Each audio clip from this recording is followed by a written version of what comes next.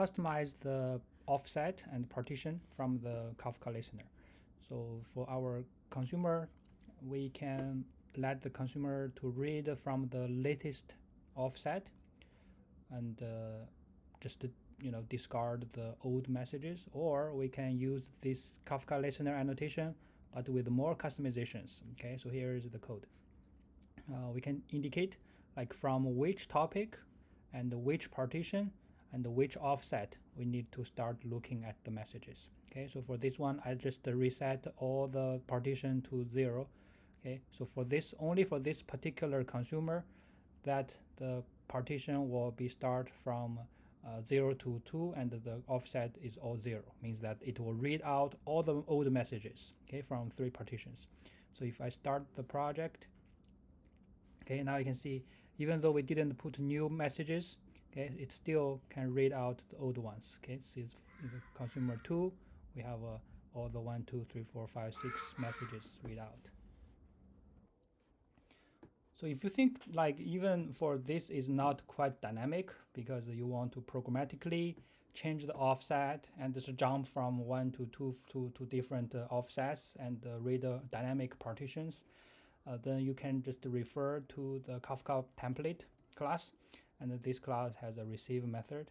But we need more configuration. So for the time being, we won't go to that level, but there's a lot of documentations and examples online.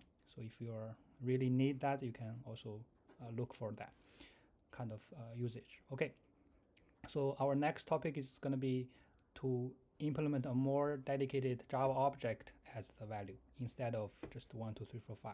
Okay, so for that we have a different branch. It's called the multi-user group branch. Okay, for this one, I'm gonna just commit the code, and then I'm gonna switch the branch. Okay, so we're gonna have a similar usage. Okay, we have a consumer and a producer, but now this producer is producing real objects to the Kafka topics. Okay, so we're gonna have the configuration here. Okay, and we have our producer factory that is used to customize the producer's capability. Basically, like our producer need to use string serializer to serialize the key and use JSON serializer to serialize the value. This is very similar to the Redis configuration. When you write something to Redis, you have to serialize it into JSON, right? So for Kafka, we can also do the same thing. We serialize our user action event. Okay, so this is our customized Java class. We're gonna serialize this kind of class into JSON object, okay, or JSON format. And then for the code itself, okay, so we still have the similar idea, but here are a couple of changes here. Okay, first of all is the sending. Okay, so the sending, now we're going to use this annotation called scheduled. So this is in the Spring core module. Here we have to enable the scheduling and put add schedule. So scheduled annotation means that this method will be automatically called, okay, at a fixed delay of 1 second. Okay, so we have multiple different parameters here. Okay, so we can have a cron job, or we can also have a fixed delay, we can have a fixed rate.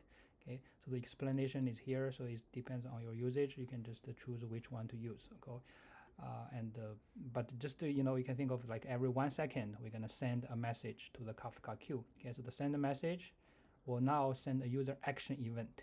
Okay, so this is gonna be our data.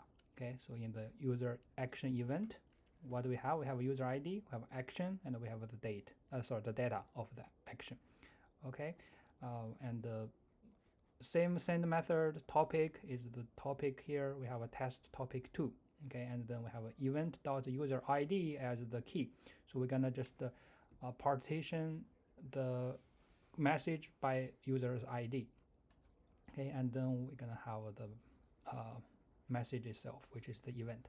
So then this event object will be converted into JSON and then sent to our Kafka cluster.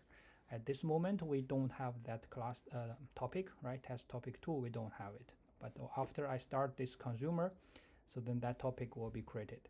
Okay, so we have a 3 partition and we have a 3 replica in this topic. Okay, and then this producer will keep creating message every 1 second. Kafka can handle millions of messages per second, so 1 second 1 message is too slow, right? But for the demo, it's okay. Let's just start it. Okay, just start this main, and then you can see here. Okay, so this user action will be keep sending, okay, and with different offset every 1 second. Okay, so by the way, this we have a generator. Okay, so there's a random generator. It's randomly gonna generate the user event.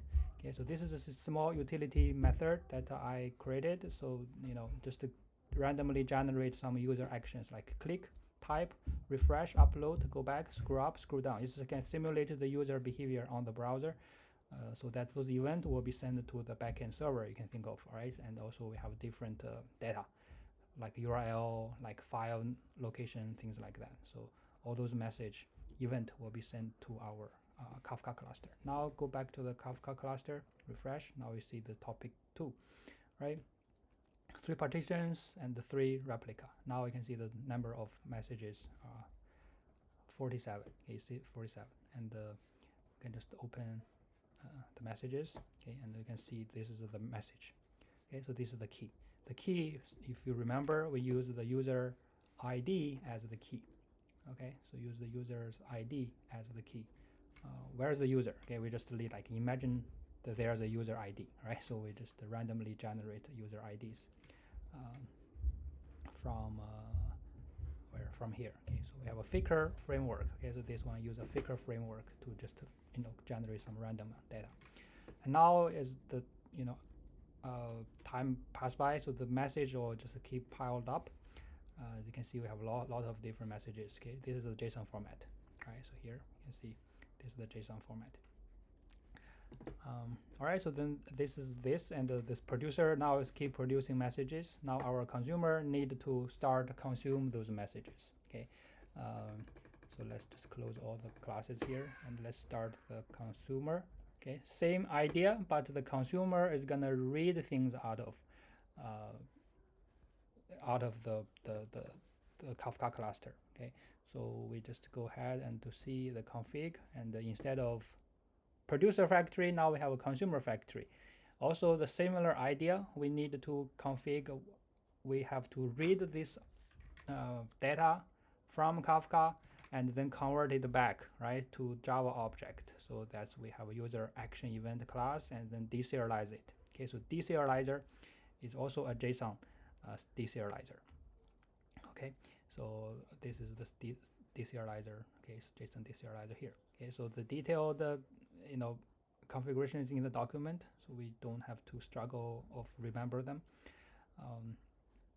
And then we just need the listener, right? So this is the listener. We are listening to the topic, and here we are listening to the topic. So remember, if we don't indicate the partition offset, then it will start from the last message, right? So from the time we started this consumer. So it means that like all the previous message here, okay, so if we start, they won't be consumed, okay, unless you change it to topic partitions, the configuration, right? So using a more dedicated configuration, okay, here, and then set up all the, here you can set up the partition and set up the offset, then you can just go back to the old messages. But for this one here, okay, we're just gonna just read the latest one. Okay, you can see after the consumer started, and then it will just start receive message.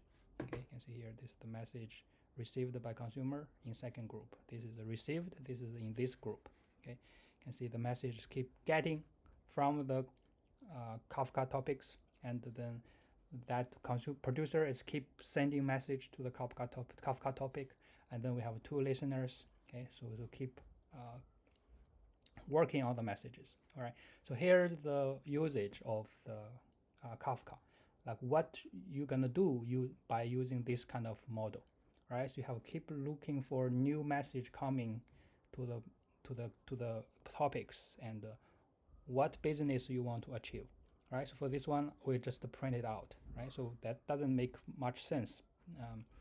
But what if I want to get a conclusion of, at a certain period of time, how many users are clicking on one particular website, right? I want to see how many users are clicking on the iPhone page, right? I want to see how many people are interested in iPhone.